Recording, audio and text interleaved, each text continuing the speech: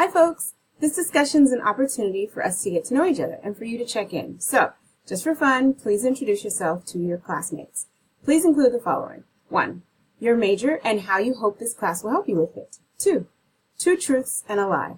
Tell us 2 things that are true about yourself and 1 thing that isn't. Let your classmates guess which thing is not true. After your initial post, please respond to 2 other classmates. Comment encouragingly on their posts and try to guess which thing is not true. Okay, so I will start. My name is Professor Brene Wright, and I was born and raised in Southern California. I received 2 bachelor's degrees at an HBCU, historically black college or university, in Alabama, and then returned home to receive my master's degree in English composition with a TESOL focus at Cal State San Bernardino. I've been teaching since 2001, first at the high school level and then at the college level. I love learning about the world through reading and writing, and I'm excited to take this journey with you all over the next weeks of the term. Well, have fun guessing which one of the facts below is not true. 1.